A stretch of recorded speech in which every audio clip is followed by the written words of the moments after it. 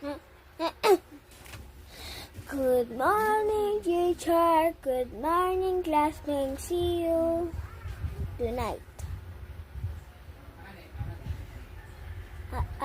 Recess na po agad.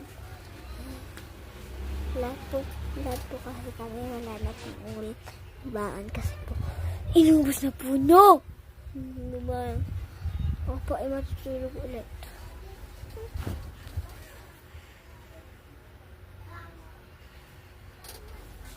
Bakit po ba?